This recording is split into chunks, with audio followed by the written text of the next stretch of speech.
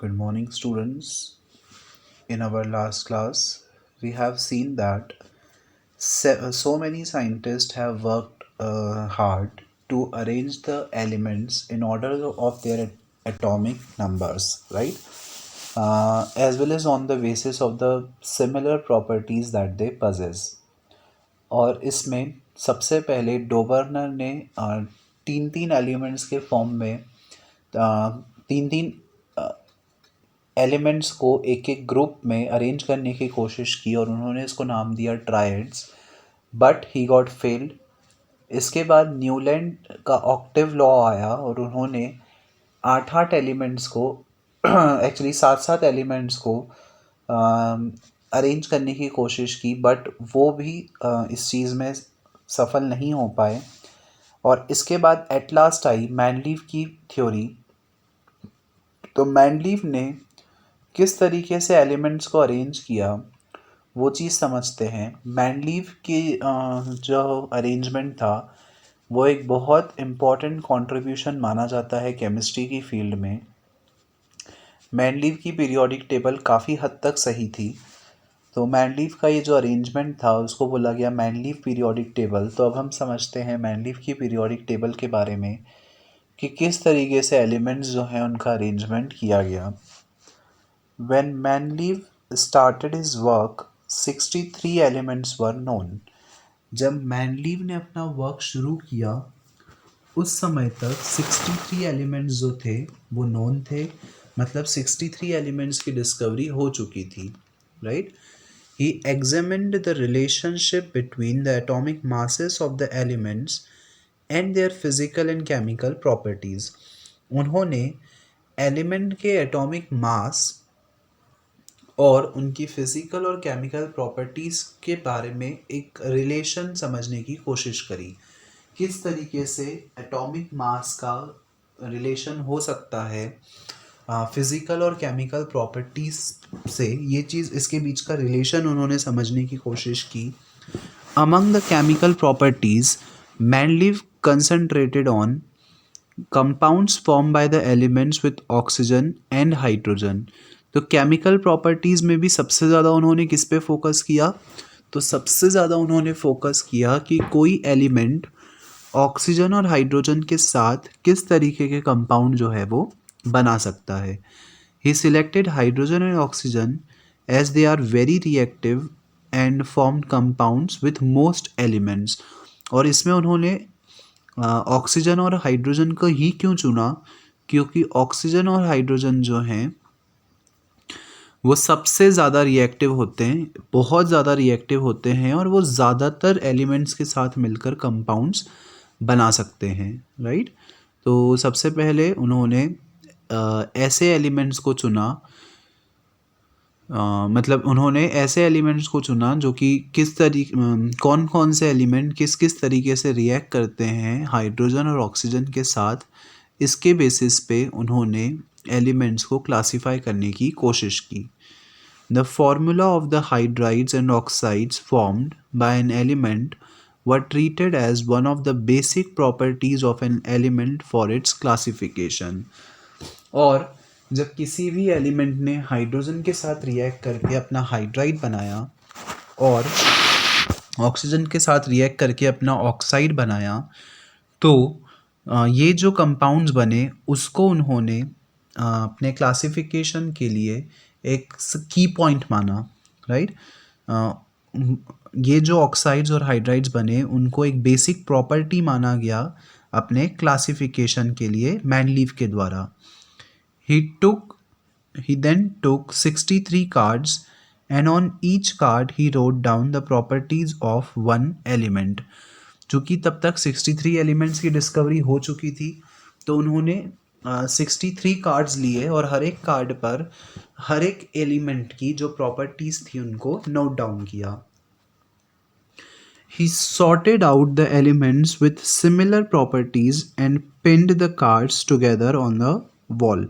इसके बाद उन्होंने क्या किया, उन्होंने ऐसे एलिमेंट्स जिनकी सेम प्रॉपर्टीज़ आ रही थी उन सबको उन्होंने एक साथ पिन करके वॉल पे अटैच कर दिया। मतलब ऐसे जितने भी एलिमेंट्स जो सेम प्रॉपर्टी शो कर रहे हैं उन सबको एक साथ कर दिया, बाकी दूसरे जो सेम शो कर रहे हैं उनको सबको एक साथ, और इस तरीके से उन्होंने बाइफरकेट कर दिया सबको. He observed that most of the एनिमल got placed in a periodic table and were arranged in order of their increasing atomic masses. उन्होंने क्या देखा कि ज़्यादातर एलिमेंट्स जो हैं वो एक ऑर्डर में अरेंज हो रहे थे, राइट. मतलब कि बहुत सारे ऐसे एलिमेंट्स थे जो कि एक स्पेसिफिक तरीके की प्रॉपर्टीज़ को शो कर रहे थे, और उनकी ये जो प्रॉपर्टी है वो उनके एटॉमिक मास पर डिपेंड कर रही थी, राइट. तो उन्होंने देखा कि जो एलिमेंट्स हैं उनको एटॉमिक मास के बेसिस पर अरेंज किया जा सकता है. It was also observed that there occur a periodic recurrence of elements with similar physical and chemical properties. ये भी देखा गया कि कुछ ऐसे भी एलिमेंट्स थे जो एग्जैक्ट सेम प्रॉपर्टी शो कर रहे थे, राइट. मतलब उनकी फिजिकल प्रॉपर्टी और केमिकल प्रॉपर्टी सब एक दूसरे से मिलती जुलती थी. On this basis Mendeleev formulated a periodic law, और इस बेसिस पर मैनलीव ने एक पीरियोडिक लॉ बनाया which states that the properties of elements are the periodic function of their atomic masses. तो मैनलीव का जो पीरियोडिक लॉ था वो क्या था कि जो प्रॉपर्टीज़ हैं एलिमेंट्स की वो उनके एटॉमिक मासेस का पीरियोडिक फंक्शन होती हैं, राइट. एलिमेंट्स की जो प्रॉपर्टीज़ होती हैं वो उनके एटॉमिक मासेस का पीरियोडिक फंक्शन होती है. इसका मतलब एलिमेंट्स की प्रॉपर्टीज़ डिपेंड करती हैं उनके एटॉमिक मासेस पर. मैनलीव की पीरियोडिक टेबल जो है it consist of vertical columns called groups. Mendeleev की पीरियोडिक टेबल में वर्टिकल कॉलम्स बनाए गए, मतलब इस तरीके के लंबे लंबे कॉलम्स बनाए गए, और इन कॉलम्स को बोला गया ग्रुप्स, राइट. ऑल्सो हॉरिजॉन्टल रोज बनाई गई इस तरीके से, और इन रोज को बोला गया पीरियड्स. तो ये ऑब्जेक्टिव के फॉर्म में कई बार पूछा जाता है कि जो हॉरिजॉन्टल कॉलम्स थे, सॉरी वर्टिकल कॉलम्स थे, उनको क्या बोलते हैं, तो उनको बोलते हैं ग्रुप, और जो हॉरिजॉन्टल रोज होती हैं उनको बोला जाता है पीरियड्स, राइट. तो हमको पता होना चाहिए पीरियड्स का मतलब क्या और कॉलम्स का मतलब क्या.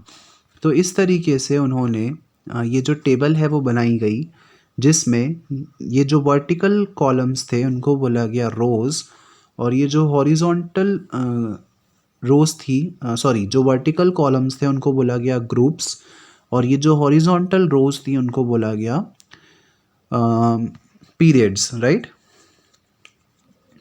तो इस तरीके से उन्होंने ये जो टेबल थी वो बनाई जिसमें उन्होंने एलिमेंट्स के ऑक्साइड और हाइड्राइड्स रखे. ये जो है ये पीरियड्स हैं, और जो वर्टिकल हैं वो ग्रुप्स हैं, राइट. हॉरिजॉन्टल रोज जो हैं वो पीरियड्स हैं, और वर्टिकल रोज जो हैं वो कॉलम्स हैं. तो इस तरीके से एलिमेंट्स को उनके इंक्रीजिंग एटॉमिक मासेस के अकॉर्डिंग अरेंज किया गया. सबसे पहले आया हाइड्रोजन, फिर lithium, beryllium, boron, carbon, nitrogen, oxygen, fluorine. इसके बाद कुछ ट्रांजिशन सीरीज थी, मतलब कि जो नोबल गैसेस थी. कुछ एलिमेंट्स तब तक नोन नहीं थे तो उनके लिए यहाँ पर जगह छोड़ी गई थी. तो समझते हैं कि किस तरीके से ये जो अरेंजमेंट है वो पॉसिबल हुआ, और क्यों मैनलीव की पीरियोडिक टेबल इतनी ज़्यादा इम्पॉर्टेंट मानी जाती है. तो मैनलीव की periodic table was established in a German journal in 1872. मैनलीव की जो पीरियोडिक टेबल थी वो एक जर्मन के न्यूज़पेपर में पब्लिश हुई थी. कौन से ईयर में, 1872 में. In the formula for oxides and hydrides at the top of the column, the letter R is used to represent any of the element in the group. यहाँ पर ये जो कॉलम बनाया गया जिसमें कि उन्होंने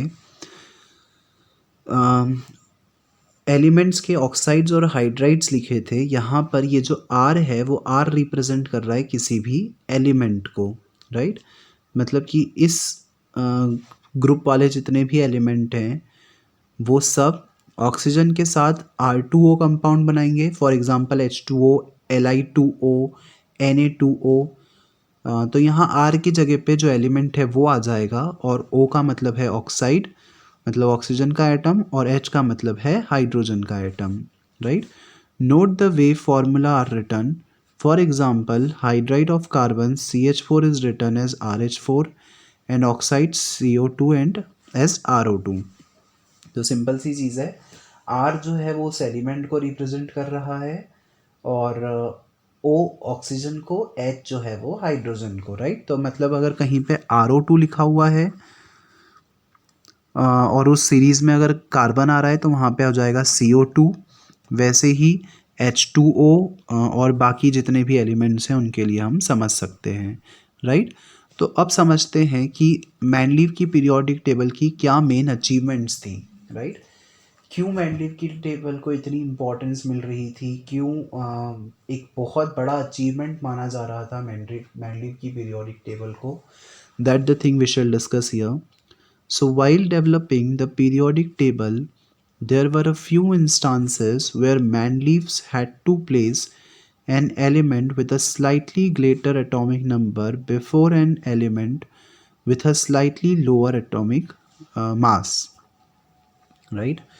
तो मैनलीव ने अपनी पीरियोडिक टेबल में एटॉमिक मासेस के अकॉर्डिंग एलिमेंट्स को अरेंज किया, और ये जो अरेंजमेंट था वो इंक्रीजिंग एटॉमिक मास के बेसिस पे हुआ, मतलब कि ऐसे एलिमेंट्स जिनका एटॉमिक मास कम है उनको पहले रखा गया, और जिनका एटॉमिक मास ज़्यादा है उनको बाद में रखा गया, right. The sequence was inverted so that the elements with similar properties could be grouped together, और इसके बाद ये जो सीक्वेंस है उसको इन्वर्ट कर दिया गया ताकि ऐसे एलिमेंट जो जिनकी सिमिलर प्रॉपर्टीज़ हैं उनको एक साथ ग्रुपिंग की जा सके। फॉर एग्जांपल कोबाल्ट, जिसका कि एटॉमिक मास है 58.9, अपीयर बिफोर निकल, जिसका एटॉमिक मास है 58.7। तो जो कोबाल्ट है उसको उन्होंने पहले प्लेस किया और जो निकल है उसको बाद में प्लेस किया। हालांकि कोबाल्ट का एटॉमिक मास ज़्यादा है और निकल का एटॉमिक मास कम है। So can you find out one more such anomaly. ऐसी ही एक और एनामोली है। तो उन्होंने ऐसा क्यों किया, क्योंकि जो कोबाल्ट था वो अपने ग्रुप के साथ सिमिलर प्रॉपर्टीज शो कर रहा था, और जो निकल था वो अपने ग्रुप के साथ सिमिलर प्रॉपर्टीज शो कर रहा था, इसलिए उनको थोड़ा बहुत इस तरीके के अरेंजमेंट्स जो हैं वो करने पड़े। Further Mendeleev left some gaps in his periodic table, और इसके अलावा मैनलीव ने कुछ कॉलम्स जो थे वो खाली छोड़ दिए थे, कुछ स्लॉट्स खाली छोड़ दिए थे, राइट। मैंने आपको बताया था पहले भी कि मैनलीव ने अपनी पीरियोडिक टेबल में कुछ स्लॉट्स खाली छोड़ दिए थे, और उन्होंने बोला था कि इस तरीके के एलिमेंट्स आगे फ्यूचर में डिस्कवर होंगे, और अभी उनकी डिस्कवरी जो है वो नहीं हो पाई है। Instead looking upon these gaps as defects, Manlev boldly predicted the existence of some elements that had not been discovered at that time, right? और ये जो गैप उन्होंने छोड़ी थी, इस गैप को उन्होंने डिफेक्ट नहीं समझा, उसको कमी नहीं समझा। इनफैक्ट उन्होंने बहुत बोल्डली ये चीज़ बोली, बिल्कुल कंफर्म होके उन्होंने ये चीज़ बोली कि ये जो गैप है ये उन एलिमेंट्स के लिए है जो एलिमेंट्स अब तक डिस्कवर नहीं हुए हैं, राइट। उन्होंने बोला कि डेफिनेटली इस तरीके के एलिमेंट्स जो हैं वो नेचर में प्रेजेंट हैं, और फ्यूचर में कभी ना कभी हमको इस तरीके के एलिमेंट्स जो हैं वो मिलेंगे। हालांकि अभी उन हमारे पास वो भले ही डिस्कवर नहीं हुए हों, बट इन फ्यूचर डेफिनेटली वो जो एलिमेंट्स हैं वो हमको मिलने वाले हैं। Mendeleev name them by prefixing a Sanskrit numeral eka to the name of the preceding element in the same group. उन्होंने इस तरीके के एलिमेंट्स को किस तरीके से नेम दिया, उन्होंने पहले से उनको नाम दे दिया। कैसे नाम दिया, उन्होंने उनके नाम के आगे एका लगा दिया। एका जो है वो एक संस्कृत का शब्द है। उन एलिमेंट्स के पहले जो एलिमेंट्स आ रहे थे उनके नाम के आगे उन्होंने एका लगा दिया। फॉर एग्जाम्पल हीलियम, हीलियम के पहले आ रहा है हाइड्रोजन, तो मान लीजिए अगर हीलियम की डिस्कवरी नहीं हुई है तो इस हीलियम को उन्होंने क्या बोल दिया, इट इज़ एका हाइड्रोजन, राइट। तो उन्होंने इस तरीके से वो एलिमेंट्स जिनकी डिस्कवरी नहीं हुई थी उनको उन्होंने एक नाम भी दे दिया अपने according, just by prefixing the eka word in front of their main name, right? For instance, scandium, gallium and germanium discovered later. और उस समय तक स्कैंडियम की डिस्कवरी नहीं हुई थी, गैलियम की नहीं हुई थी, जर्मेनियम की नहीं हुई थी। ये सारी डिस्कवरीज जो हैं वो पीरियोडिक टेबल बनने के बाद हुई, right. Have properties similar to eka boron, eka aluminium and eka silicon.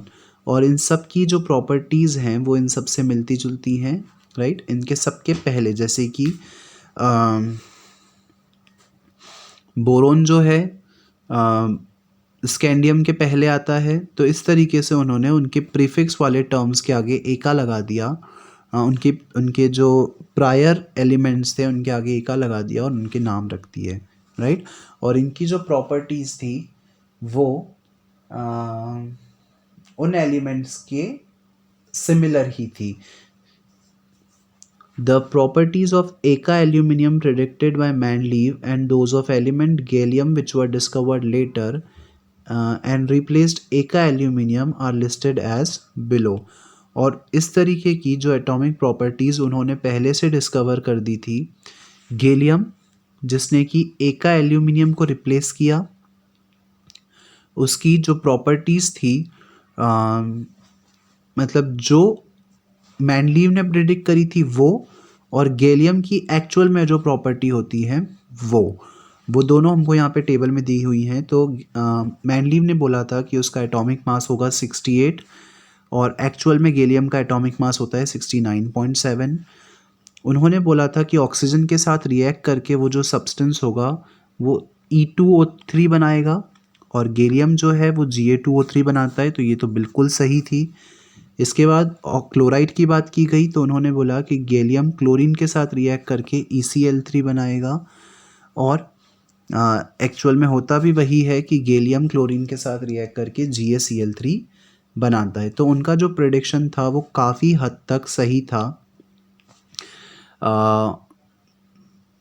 इस चीज़ में कि जो एलिमेंट्स की डिस्कवरी नहीं हुई थी जिसकी एग्जिस्टेंस के बारे में उन्होंने प्रेडिक्शन किया था, उसके बारे में उनका जो प्रेडिक्शन था वो काफ़ी हद तक सही था, right. This proved convincing evidence for both the correctness and usefulness of Mendeleev's periodic table. और चूंकि उनके प्रेडिक्शन सही थे इसीलिए उनकी जो पीरियोडिक टेबल थी उसको काफ़ी तरीके से एक्सेप्ट किया गया और उनकी जो पीरियोडिक टेबल थी उसकी इम्पोर्टेंस को समझा गया। Further, it was the extraordinary success of Mendeleev's prediction that led the chemist not only to accept his periodic table but also recognize him as the originator of the concept on which it is based. और उनकी जो periodic table थी वो इतनी useful थी कि ना सिर्फ साइंटिस्ट ने उनकी पीरियोडिक टेबल को एक्सेप्ट किया बल्कि उन्होंने इस चीज़ को भी एक्सेप्ट किया कि इस फील्ड में जो डिस्कवरीज हुई हैं उसका ओरिजिनेटर अगर माना जाएगा तो वो मेंडलीव को माना जाएगा, राइट। मतलब कि मेंडलीव ही वो साइंटिस्ट हैं जिन्होंने एलिमेंट्स को एक प्रॉपर ऑर्डर में अरेंज करने की शुरुआत की। एक सबसे बड़ा कंट्रीब्यूशन जो है वो मेंडलीव का ही माना जाएगा। Noble gases like helium, neon, and argon have been mentioned in many contexts before this. These gases were discovered very late because they are very inert and present in extremely low concentration in our atmosphere. जो inert gases होती हैं जैसे कि helium हो गया, neon हो गया, argon हो गया, इन सब की डिस्कवरी बहुत बाद में हुई, राइट। हमने पढ़ा है प्रीवियस चैप्टर में इनर्ट गैसेस वो होती हैं जिनका आउटर मोस्ट ऑर्बिट जो है वो कम्प्लीटली फिल्ड होता है और चूंकि उनका outer most orbit completely field है इसीलिए वो किसी दूसरे एलिमेंट के साथ रिएक्ट नहीं करती हैं और चूंकि वो रिएक्ट नहीं करती हैं इसलिए वो इनर्ट होती हैं, राइट। वो लीस्ट रिएक्टिव होती हैं, वो सबसे कम रिएक्टिव होती हैं और वो बिल्कुल भी रिएक्ट नहीं करती हैं, और इसीलिए उनकी डिस्कवरी जो है वो इतनी बाद में हुई, क्योंकि वो बहुत कम कंसंट्रेशन में हमारे एटमॉस्फेयर में प्रेजेंट हैं और किसी दूसरे एलिमेंट के साथ वो रिएक्ट भी नहीं करती हैं, इसीलिए उनकी डिस्कवरीज जो हैं वो बहुत बाद में हुई. One of the strength of Manley's periodic table was that when these gases were discovered, they could be replaced in a new group without disturbing the existing order. और सबसे बड़ी कैरेक्टरिस्टिक मैनलीव की टेबल की ये थी कि अगर कोई नया एलिमेंट डिस्कवर होता है तो वो एलिमेंट उस एलिमेंट के लिए ऑलरेडी उन्होंने वहाँ पे स्पेस छोड़ रखी है, राइट. तो वो एलिमेंट को उस स्पेस में हम प्लेस कर सकते हैं और इस तरीके से जो बाकी एलिमेंट्स हैं उनकी प्लेसेस जो हैं वो डिस्टर्ब नहीं होंगी, राइट. और इस तरीके से सारे एलिमेंट्स जो हैं वो एक प्रॉपर ऑर्डर में अरेंज किए जा सकते हैं. तो मैनलीव की पीरियोडिक टेबल की बहुत सारी इम्पोर्टेंस हम लोगों ने समझी. काफ़ी हद तक मैनलीव की पीरियोडिक टेबल जो थी वो सही थी, लेकिन इतनी सही होने के बावजूद भी मैनलीव की पीरियोडिक टेबल में कुछ कमियां थी, उनकी कुछ लिमिटेशंस थी. तो वो क्या लिमिटेशंस थी वो हम नेक्स्ट क्लास में समझेंगे. So that's all for today's class students. The limitations of the Manleaf's periodic table we are going to discuss in our next class. Thank you.